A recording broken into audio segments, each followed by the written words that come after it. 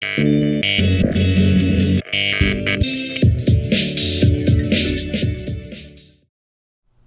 and welcome to G String, the show where we speak to artists from all across Scotland's varied music scene in the hope of broadcasting the talent that's out there.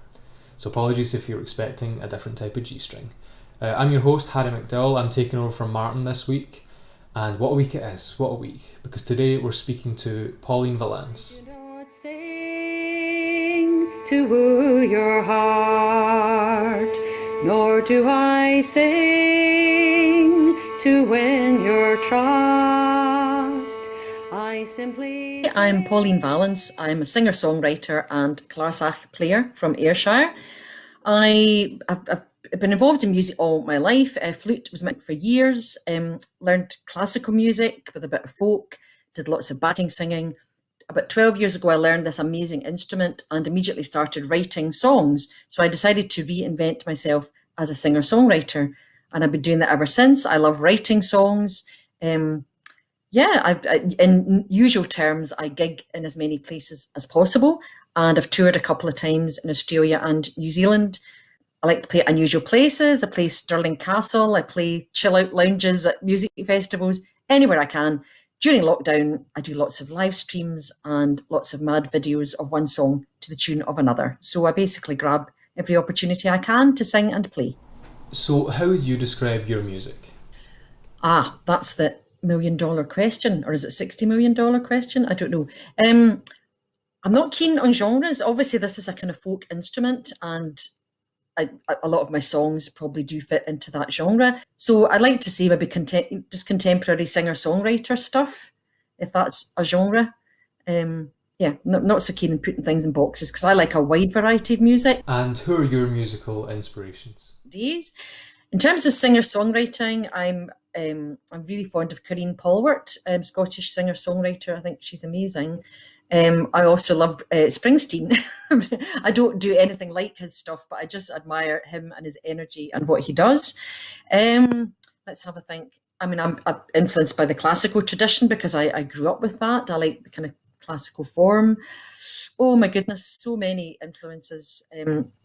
Just good music of any genre. I mean, I posted a version of Superstition the other day. Stevie Wonder. I don't sound anything like him, but who wouldn't be inspired by him? I do not sing to pay my bills. I do not sing to gather wealth. I simply sing for better health. I simply sing for better health.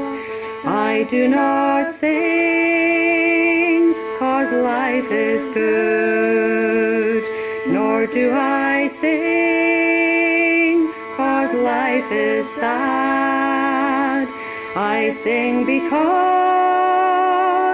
it makes me glad. I sing because it makes I mainly do a lot of solo stuff because I find it just gives me a lot of freedom. I can rock up to places. Get me? I can turn up at places with my harp and me and do a set, and I don't need to have. It's not complicated. I can sit in the corner of a room. I can play completely acoustic. I can play in restaurants. I can play in cottages. So I liked the freedom of doing that. I do play in a couple of bands. One of them is a kind of vocal trio. Well, obviously we've not been together during lockdown. One lives in England, one in Ireland, but we do a lot of a cappella vocal stuff and with harp accompaniment. I play in a kind of fusion band called the Fusioneers, which is Scottish Indian fusion music. But we have a set kind of show. So that's I do play in bands, but I probably mainly play myself. I don't have a kind of backing band for my stuff, but I would love that. Maybe one of these days. So how would you describe Scotland's music scene? Oh, these are such good questions. I am enjoying these.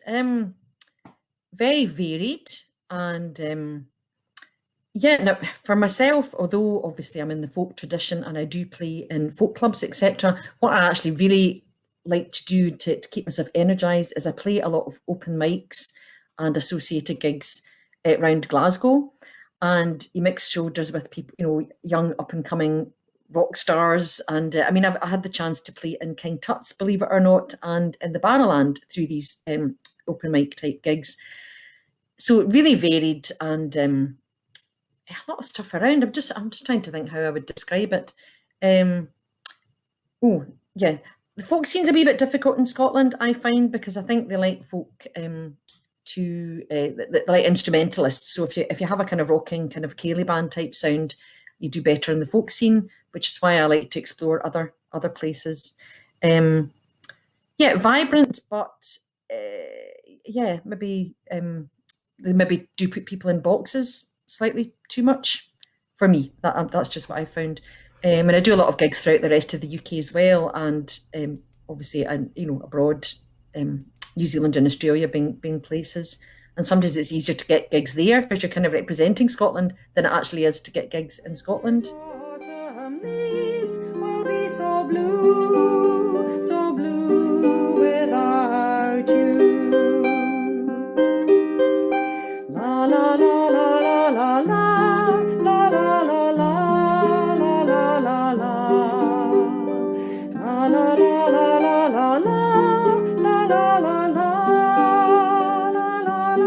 la la la la.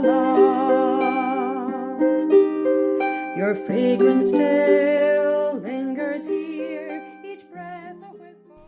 So, what first got you into music?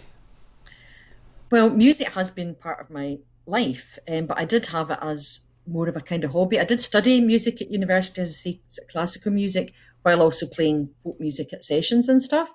But I was keen in those days to keep it as a hobby because I thought it's very competitive and I didn't really feel I could compete in any kind of level. So it was a hobby for years. I'm really happy with that. Listened to music, played music in various bands, never took myself that seriously, as I say, until I started writing songs about 12 years ago. So what really got me into that, as I say, was learning this. And this was through an adult group they set up in Ardrossan, where they were teaching the clarsach as part of their Gaelic development, and they provided the harps as well. And I thought, oh, I'll give that a go. And I just, I touched this instrument. Musicians out there will know what I mean. When you touch the instrument you're meant to play, that's just it. I fell in love with it and started writing songs that very night. And so really that's what's led me, because I do that, I now sing more because I can accompany myself. I'm not relying on somebody else doing my arrangements. And I love making arrangements. That's what I really enjoy, and writing songs.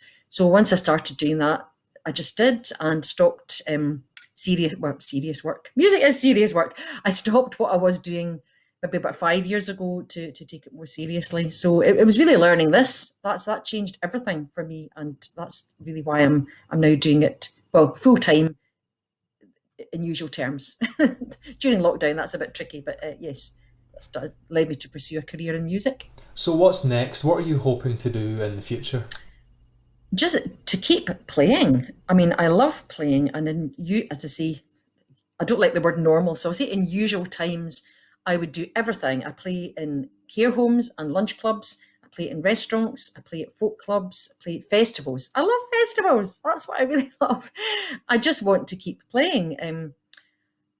Strangely, what I found during lockdown is I do a lot of live streams, and I've actually really enjoyed that, and it kind of suits me because the camera's up close and it's quite intimate. The way I do my live streams, and you get to do half-hour sets, 45-minute sets, or an hour, which is great because quite often, usually, I'm maybe doing a 20-minute slot in the middle of other things. So what I hope is that I can carry that on into actual gigs and do more gigs that are for me, to do a whole evening of what I want to do, music that I want to present. I wrote a show for the Edinburgh Fringe last year, which obviously the Fringe was cancelled. I videoed the show, but it's a kind of scripted show about the Bronte sisters.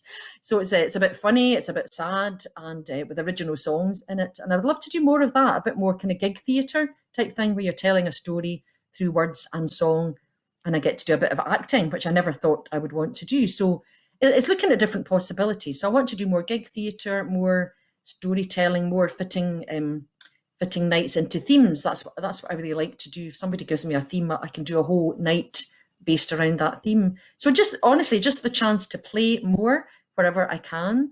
I have an album coming out fairly soon of songs written during lockdown, And I've also meant to be doing another one in collaboration with the amazing James Grant, which has been put back. So hopefully these will happen as well. So yeah, lots of aspirations, but I'm very flexible. I will follow whichever of my aspirations happens to be taking off. Thanks very much, Pauline. Well, that was the G-String Show. We hope you enjoyed it. And to play us out tonight is Pauline Vallance and Rakesh Banot with Turn Me On.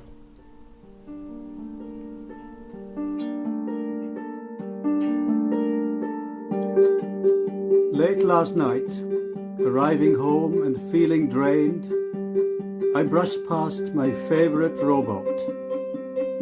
At my touch, the dormant machine turned a deeper shade of chrome, and all its lights began to flash on and off and off and on. I said sorry for the accident. I hope I haven't damaged a vital circuit. At this point, my favourite robot began to shake, ever so slightly, as if it were feeling nervous. And then it lowered its head, flashed its metallic eyelids, and said, "I think I'm falling in love with you." Turn me on, baby, turn me on. Press reboot. Hi, thanks for watching the G-String Show. Hopefully you enjoyed it, and you're going to click that like button and also the subscribe button. Don't forget to share it to your friends!